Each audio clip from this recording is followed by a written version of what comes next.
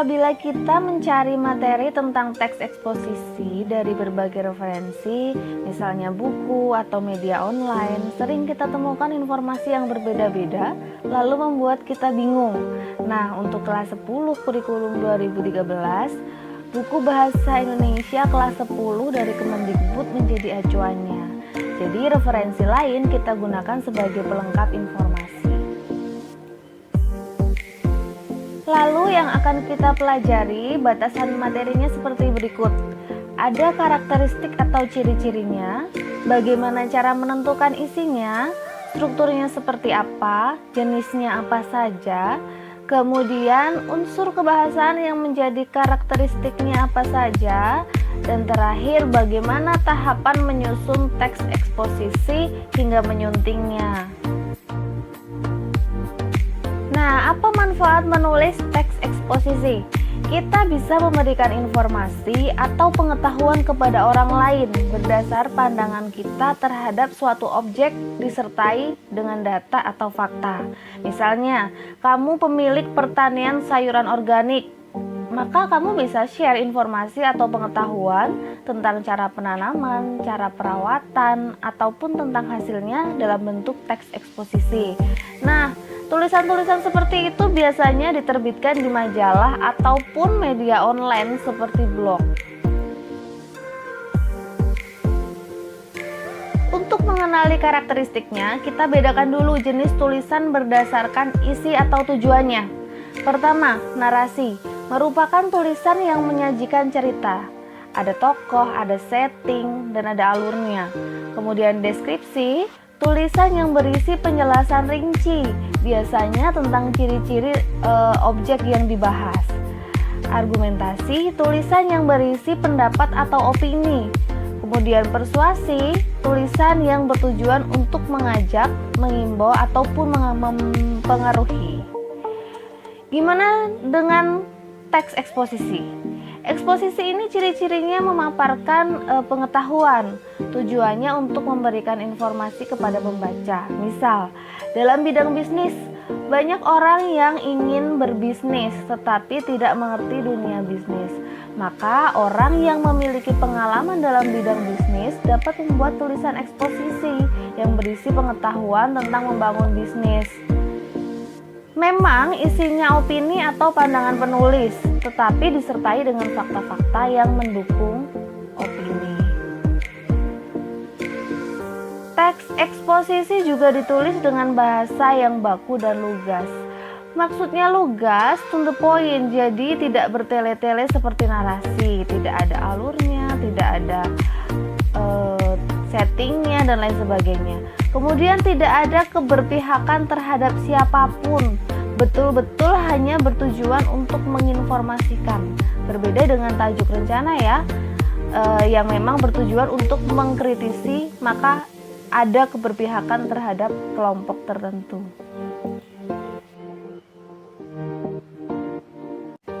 Cara menentukan isi teks eksposisi itu cukup mudah. Kita analisis permasalahan yang dibahas atau topiknya apa, kemudian lihat argumen-argumennya yang disertai data, kita tafsirkan ilmu pengetahuan atau informasi apa yang disampaikan, kemudian tafsirkan juga tindak lanjutnya terhadap permasalahan itu apa, atau yang biasa disebut dengan rekomendasi.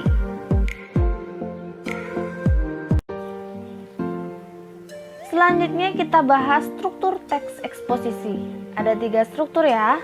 Yang pertama tesis, mirip dengan pernyataan umum, hanya nama sebutannya tesis. Bagian ini berisi penyampaian topik secara umum yang kemudian diuraikan secara rinci pada bagian argumentasi. Nah, argumentasi ini isinya pendapat penulis yang disertai dengan fakta-fakta. Kemudian bagian penegasan ulang menegaskan pendapat awal serta menambah rekomendasi atau saran terhadap permasalahan yang diangkat. Berikutnya lagi kita bahas jenis teks eksposisi. Yang pertama ada eksposisi definisi. Memaparkan definisi atau pengertian suatu topik tertentu. Misalnya, penulis mau membahas tentang aloe vera. Di awal pasti akan didefinisikan dulu menggunakan kata definisi. Aloe vera adalah, pasti begitu. Kemudian ada eksposisi proses. Tahapan-tahapan atau cara-cara untuk melakukan sesuatu dari awal hingga akhir.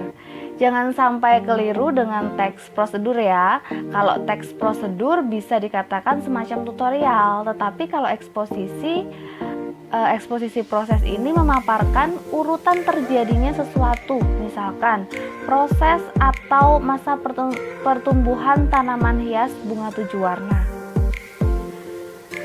Lalu ada eksposisi ilustrasi atau biasa juga disebut dengan analogi, memberikan gambaran atau penjelasan yang sederhana mengenai suatu topik dengan topik lainnya yang mempunyai kesamaan sifat atau kemiripan.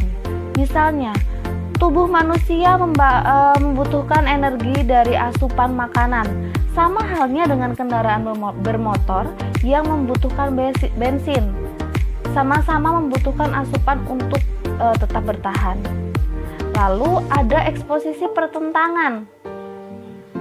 Nah, ini berisi hal pertentangan akan suatu hal dengan hal lainnya.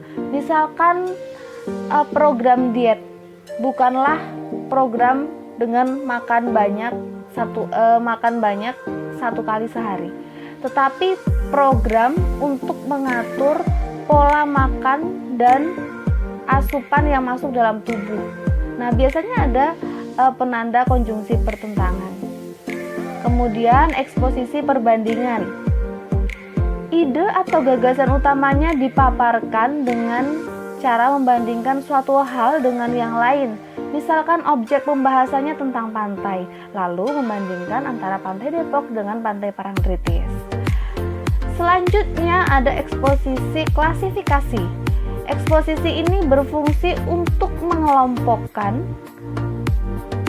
atau membagi sesuatu ke dalam golongan tertentu.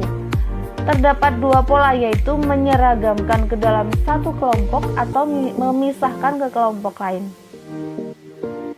Oleh karena itu, dalam membuat teks eksposisi ini dibutuhkan dasar pengklasifikasian yang jelas. Misalkan, topik yang dibahas tentang makanan bergizi, maka ada pembahasan yang mengklasifikasikan makanan mengandung zat yang baik bagi tubuh itu apa saja. Kemudian ada eksposisi analisis.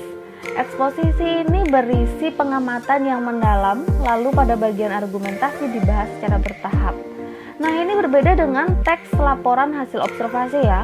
Kalau dalam teks LHO sifatnya melaporkan, tetapi kalau dalam teks eksposisi ini dibahas ada pendapat-pendapatnya.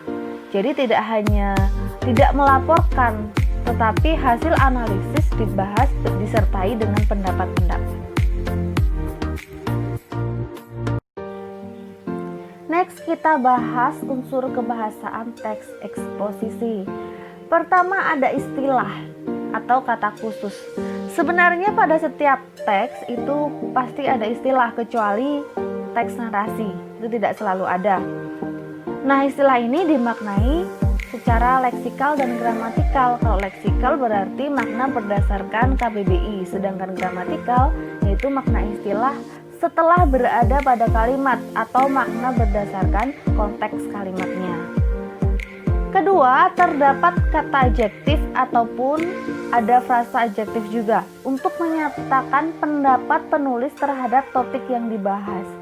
Jadi biasanya penulis menggunakan kata-kata sifat. Ada pronomina atau kata ganti. Nah, ini yang digunakan biasanya kata ganti tunjuk seperti ini, itu, sana, sini, situ. Kemudian ada konjungsi seperti konjungsi pertentangan, perbandingan, dan lainnya. Ada kata turunan atau kata bentukan. Ini maksudnya kata berimbuhan ya.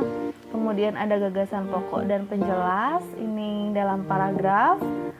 Kemudian ada kalimat fakta dan opini. Kalimat fakta berarti kalimat yang bisa dibuktikan kebenarannya, sedangkan opini kalimat pendapat. Selanjutnya ada kalimat transitif dan intransitif. kita bedakan dulu antara kalimat aktif dan pasif. Pada kalimat aktif, ketika dibalik, objeknya bisa menjadi subjek. Contoh, 10 IPS, 11 IPS menyusun karya tulis ilmiah. Ketika dibalik, karya tulis ilmiah disusun 11 IPS. Kemudian pada kalimat pasif tidak bisa dibalik karena pelengkapnya tidak bisa menjadi subjek. Di situ pada predikatnya imbuhan di merupakan ciri kalimat pasif. Selanjutnya, apa bedanya kalimat aktif, transitif, dan intransitif? Kalimat aktif transitif merupakan kalimat yang memerlukan objek.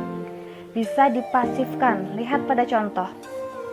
Rania menulis cerpen, ketika dipasifkan menjadi cerpen ditulis Rania. Yang kedua, pemerintah meyakinkan para investor, ketika dipasifkan menjadi investor diyakinkan pemerintah.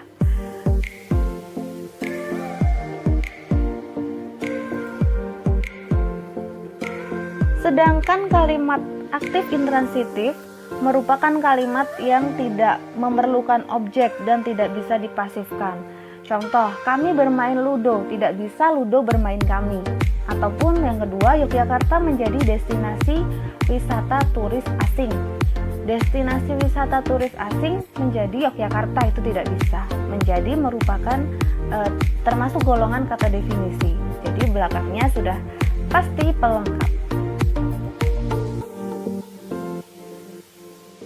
Terakhir, ada tahapan menyusun teks eksposisi. Yang pertama, tentukan topiknya dulu, kalian mau membahas apa, kemudian mengumpulkan bahan. Ini bisa secara online ataupun langsung. Kemudian menyusun kerangka. Kerangka yang dimaksud itu menentukan atau menuliskan ide pokok ataupun kalimat utama, kemudian dikembangkan menjadi paragraf yang dimaksud dengan mengembangkan kerangka. Dan terakhir itu menyunting, biasanya yang dilakukan menyunting ejaan. Demikian tadi penjelasan materi teks eksposisi. Apabila ada yang ingin ditanyakan atau ingin pembahasannya lebih dalam, silakan kontak saya melalui akun Instagram Bahasa Indonesia Binlinguis.